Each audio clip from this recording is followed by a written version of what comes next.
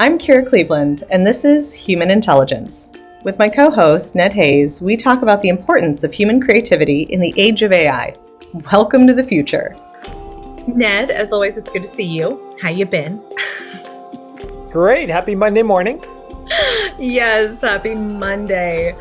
I'm excited to dive into today's topics because it's been interesting to me how many people look at our company and immediately assume that we're aggressively anti-generative AI and fighting against something that we won't be able to get rid of and railing against the wealth and power of large AI companies, And I want to talk about that today. How would you address those assumptions? Well, I think we've talked about this a little bit more, so you know where I'm coming from. It's kind of a leading question, but I'm not anti-AI or technology, contrary to appearances, and neither is our company. I mean, there are great benefits to AI. AI analyzing radiology charts and understanding what looks cancerous and what doesn't. I want that to exist. That's a greater good for everybody. I Right. want AI to be able to do things like analyze ancient scrolls and understand what's in them. The statistical analysis part of AI is fantastic. But there are some downsides right now. We're in the moment we're living in. What are the downsides? Lay them on us. Well, the problem is right now, it could be a greater good for everybody.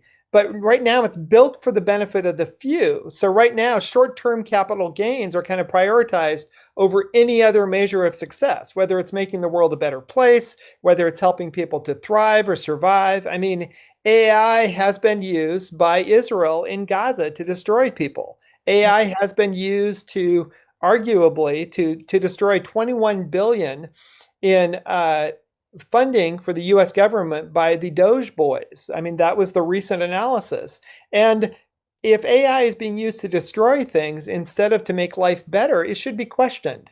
And right now, if you can make your quarterly dividends at NVIDIA or at OpenAI, it's not a public company yet, but eventually, if you can make money off of it, then it's considered to be good. And that's a problem long term. Mm-hmm. Well, and that is seemed to be the motivation is it's about the benefit of, the few, right? It's giving a lot of power, a lot of money to the few. And as a man of the humanities, I know that historically that's caused a lot of trouble for societies. What do you see as far as how it could affect ours and what the past Sure. should take Well, us? yeah. So the problem with concentrating power and money in a few hands is that it's a cultural dead end. I mean, ancient Greece died out because of this. Their culture atrophied because, and ancient Rome as well, feudal Japan, the Byzantine Empire, all of these places ended up becoming oligarchies by some definition, and therefore their cultures and their societies stultified. And what we're trying to do is not to end up in a dead end. Culturally, societally, monetarily, we want to end up in a place of abundance. And that's why I'm not anti AI. I'm anti the way wealth and power are being concentrated around AI in a way that actually limits its usefulness to everybody. That's interesting. Has there been another industry in the US's past where that's really shown up? Oh, absolutely. Yeah. So when the train barons ruled America, Mm. back in the 1800s, they ended up concentrating power to the degree that train accidents were not reported. By the same token, when you had people in kind of the roaring 20s and well into the 30s who were manufacturing food before there were really food standards, Mhm. you had people poisoned, and the major newspapers, like the Hearst newspapers, etc., would cover it up because they didn't want to make angry the major food producers. Mm. Activists like Upton Sinclair came to the forefront and said, no, we actually need to protect people. And that's what we're aiming for today. Not to get rid of large language models, but actually turn them into a public benefit instead of a public negative. We don't want people to be poisoned by the after effects of LLMs. We want them to be transparent and to be used for the greater good. Yeah, I so agree with you on that. It's unfortunate because it feels like in some ways those larger companies think they're getting away with something in that they're shifting all of this power to like those few hands to the 1%.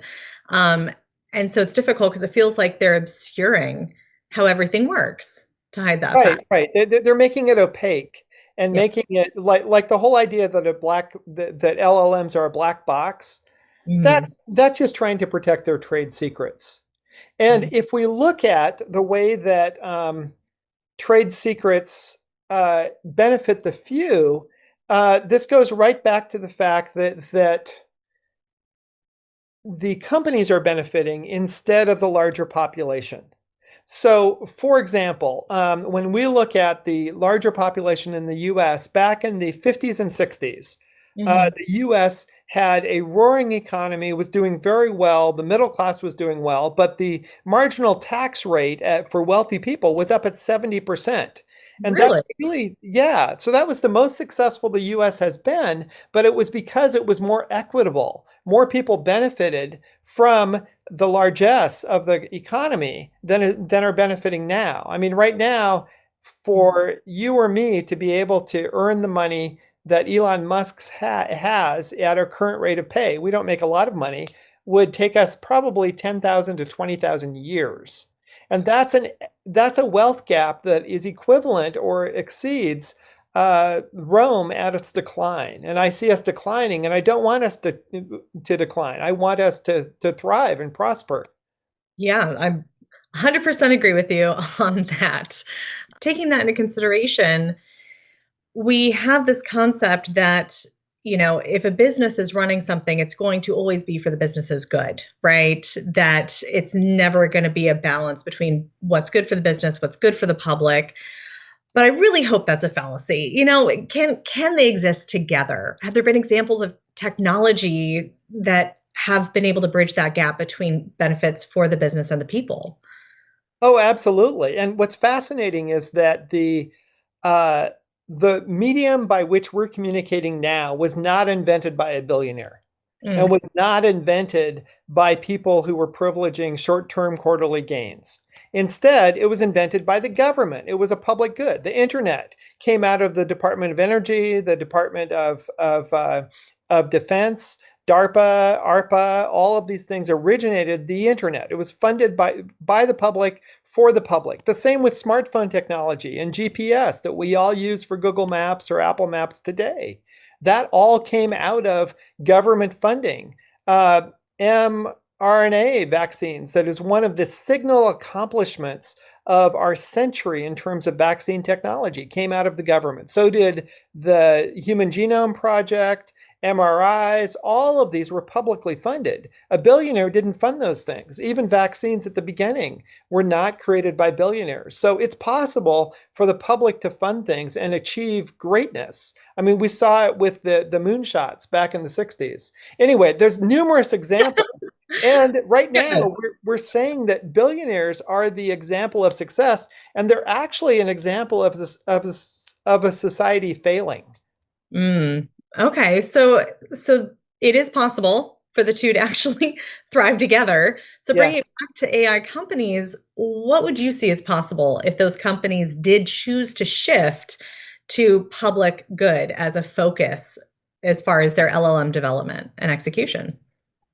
Sure. So I think what we're hoping for is that large language models and what people are marketing as AI or text extrusion engines, as Emily Bender has said, Hmm.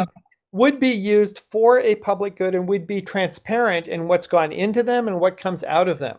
That would mean that when data or human work goes into them, people would actually receive a royalty for what goes into it. Even if it's a few pennies, it's the same as like a song on Spotify. I create something that goes into an LLM. Gosh, if people are hitting that type of content quite a bit, I receive some pennies for it. If I'm creating something, I should receive something of value in return. The second stage of that is we should be able to see the innards of how the algorithms are functioning, how the models are being trained, what weights and balances are there, what sort of biases are there. That stuff should be publicly exposed because people's lives depend upon it.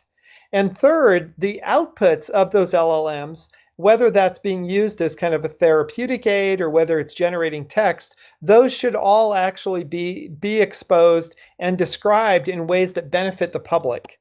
And I'm not just making this stuff up. I mean, companies and groups have already done this. So, for example, the nation of Switzerland has done an LLM that is ethically trained, safe, focused on the public good. Other places in Scandinavia have been doing work to expose the capabilities of LLMs and actually give copyright to human beings so that their face and their data can't be ingested without payment to that actual human being. And finally, there are some companies like Permanence AI that are trying to expose how an LLM functions so that they can be transparent and be accountable to people. So that's kind of what we're hoping for the future, that we actually create a society that's better for everybody and that includes technological advancement that benefits the body populace. I agree. And my hope is that as those other countries and organizations really are kind of leading the work and being the example of how that can be executed for public good, I hope that more and more creators and consumers of creative works raise their voice up to actually help direct the US towards mimicking those policies and execution. I think that if I could wave my magic wand, that would be what I would hope to see, for sure. Great. Well, thanks for the conversation. Welcome to the week, and have a good one. Yeah, see you next week. You can find out more about any of these news items and hear the complete interview on the extended premium version of our podcast at humanintelligence.news. Today's episode was produced by Ned Hayes and engineered by Muhammad Adnan. Our analog-only human-themed music was created for the Human Intelligence podcast by Josh Pinkston of Nature and Spirit. This episode, and every episode, is brought to you by the Human Intelligence Institute team. That's all for Human Intelligence. Thanks for listening to today's episode. As always, this episode is available online at humanintelligence.news.